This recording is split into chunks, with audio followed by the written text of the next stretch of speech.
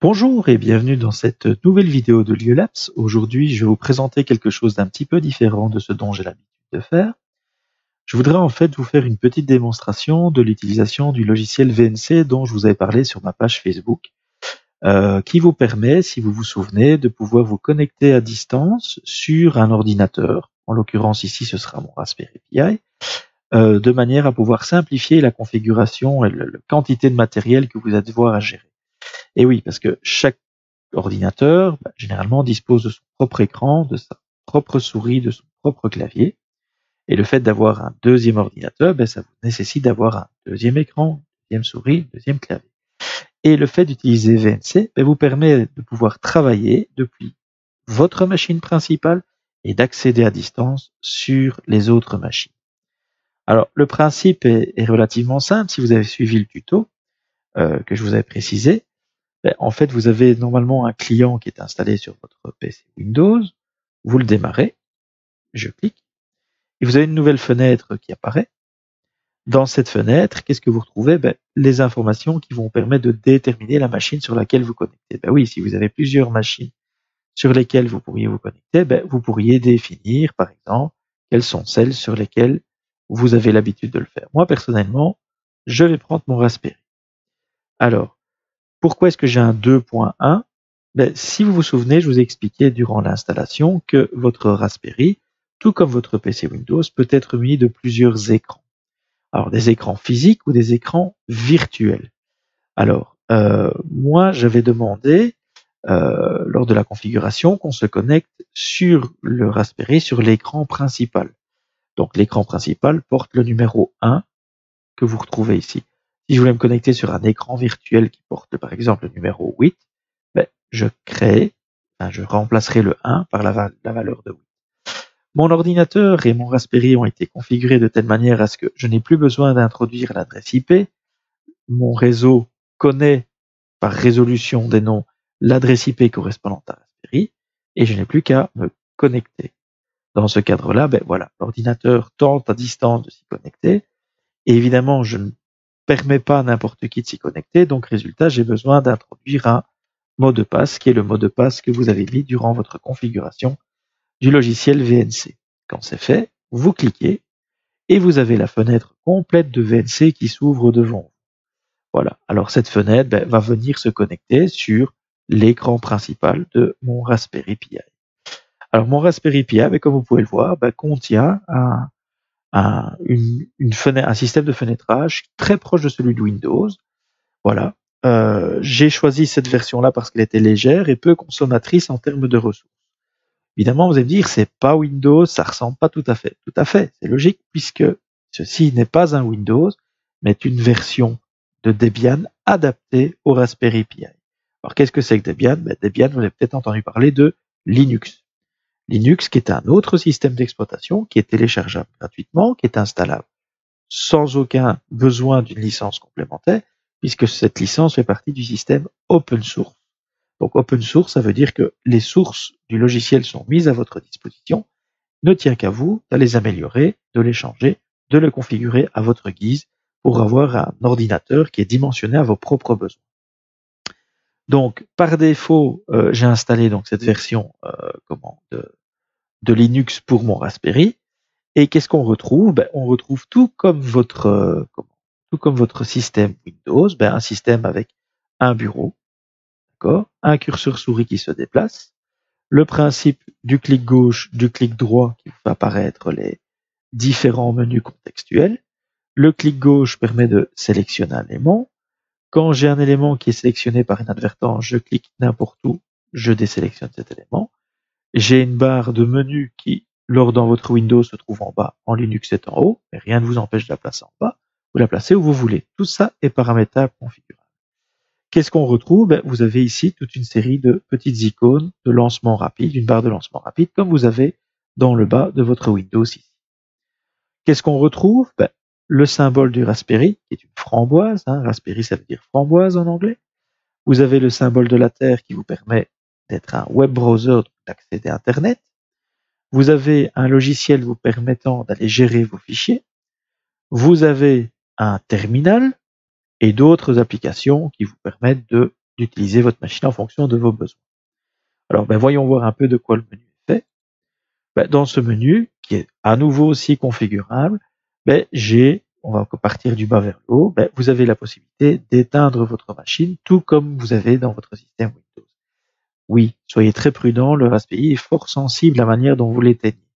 Si vous retirez la prise, ça va peut-être fonctionner quelques fois, mais il y aura un moment où ça va coincer, et votre carte SD qui contient le système d'exploitation sera corrompue, ce qui empêchera le bon démarrage de votre Raspberry. Vous avez donc tout intérêt de pouvoir éteindre votre machine en suivant la procédure shutdown et de pouvoir éteindre progressivement l'ensemble des processus pour que ça s'éteigne proprement, pour que ça puisse au prochain redémarrage redémarrer correctement. Alors, deuxième zone, tout comme dans Windows, vous avez la possibilité d'exécuter à l'aide d'une ligne de commande. Voilà, vous introduisez votre ligne de commande et celle-ci va lancer, par exemple, imaginons un terminal. Voilà. Et donc, ça me permet de lancer un terminal dans lequel je peux lancer des lignes de commande et voir le résultat s'afficher à l'écran. Voilà. Donc ça, c'est le principe des lignes de commande. Vous avez vos préférences. Alors, ces préférences, ça correspond un peu aux paramètres, enfin, au panneau de configuration de votre Windows, durant lequel vous avez la possibilité de venir ajouter ou supprimer des logiciels que vous avez installés, modifier l'apparence, configurer les dispositifs audio. Oui, parce que le petit Raspberry est équipé d'une sortie son, d'une petite carte son. Attention, ne me faites pas dire ce que je n'ai pas dit. Il n'y a pas du 7.1, non. On est dans du stéréo classique, mais c'est tout à fait utilisable pour pouvoir écouter de la musique, voir une vidéo, aller jeter un petit coup d'œil sur YouTube, regarder Netflix, tout ça est tout à fait correct et fonctionnel sur un Raspberry. Vous avez la possibilité, bien évidemment, de configurer votre clavier et votre souris. Exemple, d'inverser les boutons gauche-droite pour les gauchers. Exemple, d'utiliser un clavier espagnol, italien, portugais, peu importe, avec une configuration de touches sensiblement différente. C'est donc dans cette zone-là que vous allez pouvoir le configurer. Modifier, évidemment, la manière dont les menus apparaissent ici. Si vous voulez rajouter des éléments ou les supprimer, c'est au travers des préférences par le menu éditeur que vous avez ici. Et vous pourrez, dans ce cadre-là, rajouter vous-même vos propres onglets, vos propres icônes en fonction des logiciels que vous avez ici. Alors, évidemment, vous avez la possibilité d'obtenir de l'aide. Donc cette aide, vous avez d'abord la référence du langage, du système d'exploitation Linux que vous avez ici. Vous avez la possibilité d'accéder à des sites web pour savoir comment démarrer, par quoi devez-vous démarrer au niveau de votre Raspberry pour apprendre la prise en main, le fonctionnement et ce genre de choses. Vous avez la possibilité d'accéder à l'aide en ligne, de voir les projets en cours et aussi de consulter le magazine de MacPI. C'est en anglais, mais c'est vachement bien fait, qui vous permet de voir un petit peu les dernières nouveautés de ce qui s'est fait sur le monde du Raspberry. Alors, vous avez les outils système. Ce sont des terminaux qui vous permettent, comme vous avez vu, tantôt, j'ai cliqué sur terminal et ça m'a permis d'avoir un système comme anciennement le DOS pour me permettre de lancer des commandes en ligne de commande. Alors, à ceci près que vous avez aussi des accessoires, tout comme dans Windows, vous avez la calculatrice, le gestionnaire de tâches, à nouveau un terminal, le gestionnaire de fichiers, un logiciel vous permettant de visionner des PDF comme Acrobat Reader sous Windows. Il existe un Acrobat Reader pour Linux. Donc, vous voyez, tout à fait possible. Vous avez la possibilité de copier le contenu de votre carte SD vers, par exemple, un disque dur externe que vous auriez branché sur les ports USB de votre Raspberry. Vous avez la possibilité d'avoir un petit éditeur de texte, un visionneur d'images et l'équivalent d'un système d'archives et de compression qu'on appelle ici Xarchiver. Vous pourriez utiliser WinRAR, WinZip, 7zip, tout ça existe, il n'y a aucun souci. Comme dans tout système d'exploitation qui se respecte, vous avez aussi quelques jeux installés. Par défaut, vous avez Python Games, mais moi j'ai rajouté pour le fiston Minecraft, une version de Minecraft qui fonctionne tout à fait correctement sur votre Raspberry.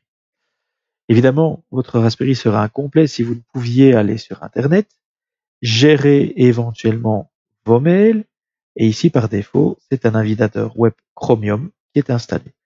Alors l'avantage, c'est que ça vous permet éventuellement d'aller visionner YouTube, d'aller sur Netflix, faire ce genre de choses. Tout ça est possible depuis votre navigateur Chrome Web, enfin Web Chromium, pardon. Un ordinateur sera incomplet si celui-ci n'était pas équipé d'une suite bureautique qui se respecte. Évidemment, ce n'est pas Word, Excel, Access comme on a l'habitude d'utiliser, mais aussi la possibilité de pouvoir avoir un traitement de texte, un logiciel de base de données, un tableur, un logiciel de gestion de présentation, un logiciel de dessin, etc., etc., etc. Vous avez aussi la possibilité de pouvoir programmer des logiciels sur votre Raspberry Pi. Et pour ce faire, moi j'ai installé plusieurs éléments, comme par exemple CodeBlocks, qui est un environnement de développement intégré qui vous permet de décrire par exemple vos routines en langage C pour développer des applications, des jeux ou plein d'autres utilitaires dont vous auriez besoin.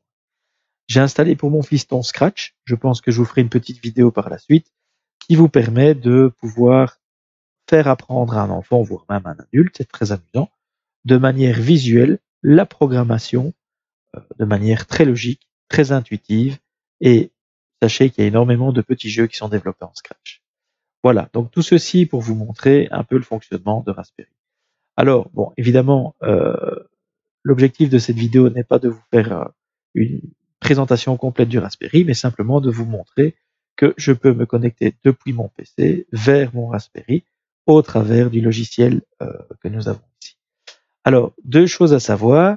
Il faut bien distinguer votre logiciel TideVNC Viewer de votre ordinateur distant.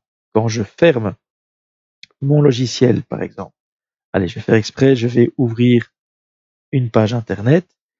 Donc, celle-ci va s'ouvrir pour vous permettre d'aller voir sur laquelle, par exemple, je vais aller, imaginons sur YouTube. En fait, quand ceci apparaîtra, par exemple, allez, on va aller sur YouTube. Voilà. YouTube. Celui-ci va chercher, on va le retrouver. Alors, c'est pas que ce soit lent, c'est simplement le fait que nous sommes sur une connexion à distance. Hein, d'accord? Donc voilà, je clique sur YouTube. Elle s'affiche et vous avez ceci. Alors pourquoi est-ce que je vous dis cet affichage? Tout simplement parce que je voudrais que vous preniez conscience qu'il y a une différence entre le logiciel VNC et le contenu de votre Raspberry Pi. Pourquoi? Quand oui, bien sûr, j'accepte toutes les règles. Vous voyez, c'est la première fois que je l'utilise, donc forcément, il y a un peu de configuration à faire. Alors, qu'est-ce qu'on va retrouver? Donc voilà. Ceci, pour vous dire, ben voilà. Donc, si par exemple, je viens à fermer mon logiciel TideVNC brutalement, ce n'est pas pour autant que j'ai coupé, que j'ai éteint brutalement mon Raspberry Pi. Du tout. Donc, je réouvre VNC, je m'y reconnecte, je remets mon mot de passe, et qu'est-ce que je vois? Je récupère la fenêtre vers laquelle j'avais été sur YouTube. Donc, si je viens maintenant à vouloir éteindre mon Raspberry, ben, ce n'est pas en fermant la fenêtre TideVNC, non, au contraire, c'est en allant sur le bouton du menu démarrage, Shutdown dont je vous disais tout à l'heure. Vous avez trois options, éteindre, redémarrer ou fermer la session, un peu comme dans Windows. Si je veux l'éteindre, très prudent, le Raspberry me demande d'introduire mon mot de passe pour pouvoir exécuter la commande. Quand je lance la commande, je vais avoir un petit message d'erreur de TideVNC. Alors, c'est un message d'erreur, mais qui est tout à fait logique. Pourquoi? Parce que j'ai demandé à mon Raspberry de s'éteindre. Demandant à s'éteindre, il interrompt le logiciel TideVNC. Ce qui veut dire que mon client ne peut plus accéder au Raspberry Pi puisque le logiciel est fermé. D'où, voilà, il m'informe que la connexion a été interrompue brutalement. Voilà. Alors, donc, ben voilà, j'espère vous avoir présenté le fonctionnement principal de VNC. Je vous ai connecté, enfin, je vous ai montré la connexion vers un Raspberry, mais rien ne vous empêche de vous connecter vers un autre PC Windows, vers votre portable, vers votre tablette éventuellement. Tout ça existe pour pouvoir se connecter sur différents dispositifs. Voilà, donc j'espère que cette vidéo vous a plu, qu'elle a été très instructive. Si celle-ci vous a plu, ben, n'hésitez pas à faire, à ajouter un petit pouce bleu, à ajouter des commentaires, à partager cette vidéo. Voilà. Et donc, je vous dire, il ne me reste plus qu'à vous dire à très bientôt et que tout se passe bien pour vous. Salut!